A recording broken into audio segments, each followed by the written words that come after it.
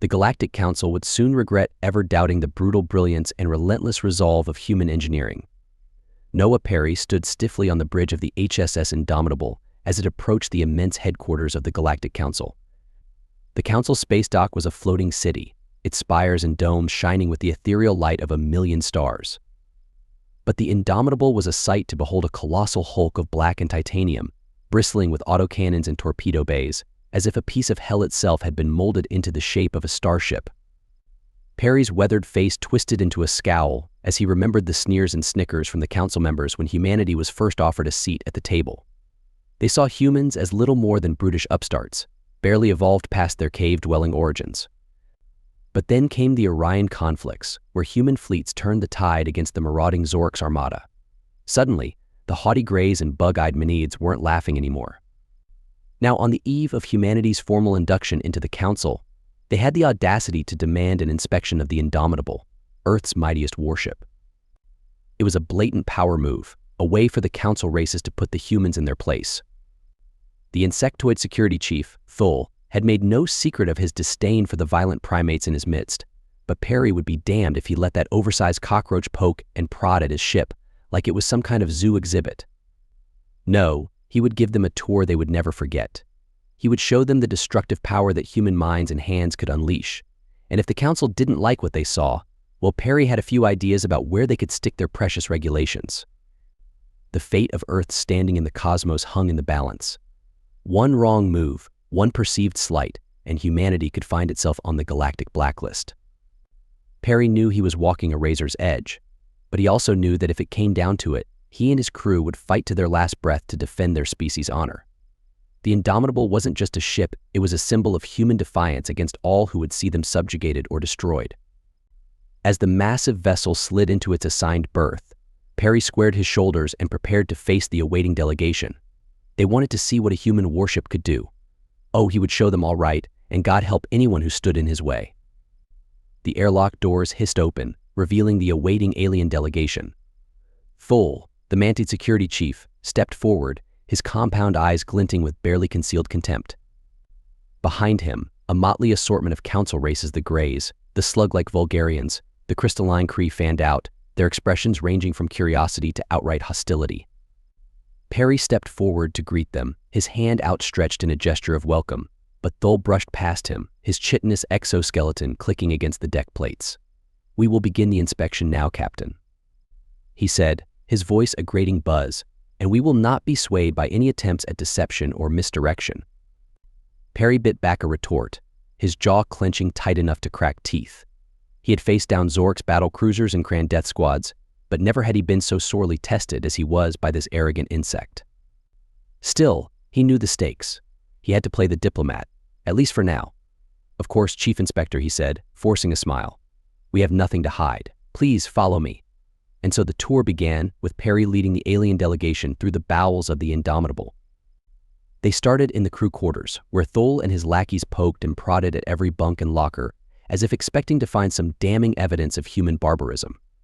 But the quarters were spotless, a testament to the discipline and pride of the human crew. Next came the weapon systems, the pulse cannons, the torpedo bays, the plasma turrets. The alien inspectors swarmed over the machinery, their scanners and probes whirring and clicking. Perry watched them work, his heart swelling with pride at the deadly efficiency of human engineering. But it was in the engine room that the true marvel of the Indomitable was revealed. The alien inspectors stopped dead in their tracks, their jaws dropping at the sight of the massive fusion reactors. The cavernous space thrummed with barely contained energy, the air shimmering with heat. "Impossible," Thul muttered, his antennae twitching. "No species has ever achieved fusion on this scale." "How did you manage it?" Perry allowed himself a small smirk. "Trade secret, I'm afraid. But rest assured, these reactors are perfectly safe and stable. They power the Indomitable's engines, weapons, and life support systems." Thul's compound eyes narrowed. "We will need to examine them more closely." "Our engineers will, I'm afraid that won't be possible," Perry cut in, his voice like steel. "The fusion technology is proprietary to the Terran Union. We cannot allow outside access, even to our allies." Thul's mandibles clicked in agitation, but he did not press the issue. Instead, he led the delegation onward to the ship's armory. And there, the true nature of human ingenuity was laid bare. Rows upon rows of gleaming weapons, pulse rifles, plasma grenades, exoskeleton suits stretched as far as the eye could see. It was a sight to make even the most battle-hardened warrior weak in the knees. "What is the meaning of this?" Thul demanded, his voice rising in pitch. "These weapons are far beyond anything the Council has ever seen. They could destabilize the entire galactic order." Perry stepped forward, his eyes hard as flint. "The galaxy is a dangerous place, Chief Inspector. Humanity has learned that lesson the hard way. These weapons are necessary for our survival, our very existence as a species." Thul's antennae quivered with barely suppressed rage. "The Council will not stand for this. You humans are a menace, a threat to the peace and stability we have worked so hard to achieve." Perry leaned in close, his breath hot on Thul's carapace. "Peace and stability?" He growled. "Tell that to the worlds that have been burned, the species that have been enslaved or exterminated. Humanity will not be cowed, not by the Zorks, not by the Crans, and certainly not by the likes of you." Thul's mandibles clicked with agitation as Perry led the delegation onto the Indomitable's bridge. But what he saw there gave him pause. The command crew moved with a precision and unity that belied their varied backgrounds: pale-skinned, dark-skinned, male, female. They worked as one, guided by the ship's AI, a technological marvel far beyond anything the Council races had achieved. Thul watched the crew navigate the complex controls with ease. Perry allowed himself a moment of satisfaction. This was the true face of humanity, not the brutish caricature the aliens had painted, but a species united in purpose and resolve. Just as the inspection was winding down, a chime sounded from the communications console. "Captain, we're receiving a distress signal," the officer on duty reported. "It's from the Pandian colony in the Theta sector." Perry frowned. The Pandian were a peaceful species, known for their art and music. They had no weapons, no defenses. "What's the situation?" "Pirates, sir. A heavily armed gang. They're attacking the colony, looting and pillaging. The Council security forces are too far away to respond." Perry turned to Thul, his eyes hard. "The Indomitable can be there in hours. We can stop this attack, save the Pandian." Thul hesitated, his compound eyes unreadable. "This is a Council matter. It is not the place of humans to interfere." Perry stepped forward, his voice low and intense. "The Council's mandate is to protect the weak, to uphold justice. Are you really going to stand by while innocents are slaughtered?" There was a long moment of silence. Then Thul nodded. "Very well. The Indomitable may respond to the distress call, but I will accompany you to ensure that you do not overstep your bounds." Perry smiled grimly. "Understood." "Helm, set a course for the Theta sector, maximum velocity." As the mighty ship surged forward, Perry couldn't help but reflect on the irony of the situation. Here were two species, one human, one alien, united in purpose, despite their differences. And yet, the challenges that awaited them would test the limits of their newfound alliance. The Pandian fate hung in the balance, and with it, the future of human-alien relations. The Indomitable raced onward, a symbol of humanity's strength and compassion, carrying with it the hopes and fears of an entire species. The Indomitable tore through the void, racing towards the besieged Pandian colony like an avenging angel. As it entered the system, the ship's sensors revealed a scene of utter devastation. The once peaceful settlement lay in ruins, its graceful spires and elegant domes reduced to rubble by the pirate gang's brutal assault. On the bridge, Noah Perry's face was a mask of grim determination as he surveyed the carnage. He had seen his share of battles, but the wanton destruction before him stirred a deep, primal anger in his gut. These were innocents, civilians who had done nothing to deserve such a fate, and he would be damned if he let the pirates get away with it. "All hands, prepare for ground assault," he barked, his voice ringing through the ship's intercom. "Marines, gear up and be ready to deploy in 5 minutes." In the armory, the Indomitable's Marines sprang into action, donning their exoskeleton suits with practiced ease. The suits were marvels of human engineering, enhancing the wearer's strength, speed, and durability to superhuman levels. With a hiss of hydraulics, the Marines locked their helmets into place, their faces obscured behind polarized visors. Thul watched the preparations with a mix of apprehension and fascination. He had seen the humans in action before during the Orion conflicts, but never up close like this. The way they moved, the way they worked together, it was almost like watching a lethal ballet of precision and power. As the Marines readied their pulse rifles, The ship's AI chimed in, its voice cool and clinical. Tactical data uploaded to your HUDs, it said. I've highlighted the pirates' positions and vulnerabilities. Use this information to maximize your effectiveness and minimize casualties. Noah nodded, his eyes flicking over the holographic display. The pirates were holed up in the colony's central plaza, using the rubble as cover. They had taken defensive positions, but they were scattered and disorganized, no match for the Indomitable's Marines. Let's move, he said, his voice a low growl. We hit them hard and fast, before they have a chance to regroup. Thol, you're with me. We'll take the lead.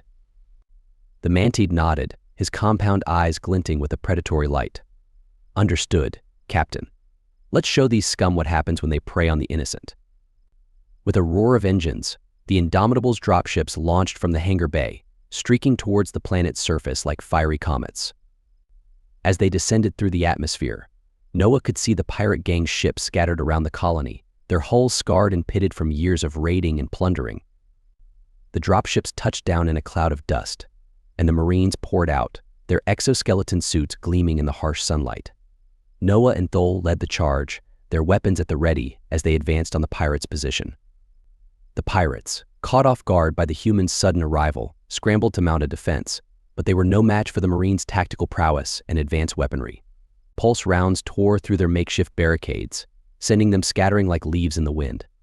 Thol waded into the fray, his mantis-like arms a blur of motion as he dispatched one pirate after another with ruthless efficiency. As the battle raged on, Noah's suit picked up a faint signal coming from the colony's central tower. His blood ran cold as he realized what it meant the pirates had taken hostages. He switched to the Marines' comm channel, his voice urgent. We have a situation, he said. The pirates have taken a group of Pandian children hostage. They're threatening to execute them if we don't surrender. There was a moment of stunned silence, then Thol's voice crackled over the comm. Those cowards, he snarled, using children as shields. We can't let them get away with this. Noah's face was etched with determination as he studied the tactical display. The hostages were being held in a fortified bunker beneath the tower, guarded by the pirate gang's leader, a notorious alien warlord known as Crag the Butcher. It would take a miracle to get them out alive, but then a daring plan began to take shape in Noah's mind. It was risky, almost suicidal, but it was their only chance. He turned to Thol, his eyes blazing with resolve. I have an idea, he said, but I'll need your help to pull it off. Are you with me? Thol hesitated for a moment, then nodded. To the end, Captain. Let's do this. And with that, the two unlikely allies set off towards the tower, ready to face whatever challenges lay ahead. The fate of the Pandian children hung in the balance, and with it, the future of human-alien relations in the galaxy. The narrator watched as Noah and Thol made their way through the rubble-strewn streets, their suits cloaking devices rendering them all but invisible to the pirates' sensors. It was a tense, nerve-wracking advance, punctuated by the occasional burst of gunfire or explosion in the distance. As they neared the tower, Noah held up a hand, signaling for Thol to stop. He pointed to a small, nondescript hatch set into the base of the structure, the entrance to the bunker where the hostages were being held. That's our way in, he said, his voice low and urgent. But it's sure to be heavily guarded. We'll need to create a diversion if we want to get past them. Thol's mandibles clicked thoughtfully. I have an idea, he said. My people have a saying, the enemy of my enemy is my friend. Perhaps we can use the pirates' own tactics against them. Noah raised an eyebrow, intrigued. Go on. We know that Crag is a ruthless, paranoid bastard, Thol said. He's sure to have rigged the bunker with traps and fail-safes to prevent anyone from getting in or out. But what if we could convince him that his own men were trying to betray him? Noah's eyes widened as he caught on to Thol's plan. We could hack into their comm system, send out a false signal indicating that one of his lieutenants is planning a mutiny. In the confusion, we could slip in and rescue the hostages before they know what hit them. Thol nodded, his compound eyes glinting with approval. Exactly. It's a gamble, but it's the best chance we've got. Noah turned to his suit's built-in computer, his fingers flying over the holographic interface. I'm in, he said after a moment, sending the signal now. For a few tense seconds, nothing happened. Then all hell broke loose. Gunfire erupted from within the bunker, accompanied by shouts and screams of pain and fury. Noah and Thol exchanged a look, then sprang into action. They burst through the hatch, pulse rifles at the ready, and found themselves in a scene of utter chaos. Pirates were fighting each other tooth and nail, their loyalties fractured by the false signal. In the center of the room, Crag the Butcher stood over the cowering hostages, his eyes wild with rage and paranoia. "You," he snarled, pointing a clawed finger at Noah. "You did this. You turned my own men against me." Noah smiled grimly, his rifle trained on the warlord's chest. "It's over, Crag," he said. "Surrender now, and you might just live to see a trial." But Crag was too far gone for reason. With a howl of fury, he lunged at Noah, his blades flashing in the dim light. Noah sidestepped the attack, then brought his rifle butt down on the warlord's skull with a sickening crunch. Crag crumpled to the ground, his eyes rolling back in his head. Thul was already moving, scooping up the terrified hostages and ushering them towards the exit. "Go," he shouted over the din of battle. "Get to the dropships. We'll cover you." And cover them they did, Noah and Thul fighting back to back as they made their way out of the bunker and into the open air. The pirates, their ranks thinned by the infighting, put up a fierce resistance, but they were no match for the human and Mantid's combined skill and firepower. At last, they reached the dropships, the hostages safe and sound. As the ships lifted off, carrying them back to the Indomitable, Noah turned to Thul, his face a mix of exhaustion and triumph. "We did it," he said, his voice hoarse from shouting. "We saved them." Thul nodded, his own expression unreadable. "Yes," he said, "but at what cost? The Council will not be pleased by this turn of events." Noah shrugged, his eyes hard. "Let them be displeased," he said. "We did what was right, and if they can't see that, then maybe it's time for a change in leadership." The narrator watched as the dropships docked with the Indomitable, the rescued Pandian reuniting with their families amidst tears of joy and relief. It was a bittersweet moment, tinged with the knowledge of the challenges that lay ahead. For the battle may have been won, but the war was far from over. The pirates were just one thread among many in a galaxy filled with danger and uncertainty. And as humanity took its first steps onto the galactic stage, it would need all the allies it could get. But for now, at least, there was cause for celebration. The Indomitable had proven its worth, and Noah and Thul had forged an unlikely bond in the heat of battle. Together, they had struck a blow for justice and compassion, showing the galaxy that humans were more than just violent primates. They were defenders, protectors, champions of the weak and innocent. And as long as they drew breath, they would never stop fighting for what was right. The narrator recounts how Noah and Thul executed their audacious plan to infiltrate the pirate warlord's stronghold and rescue the hostages. The Indomitable's cutting edge,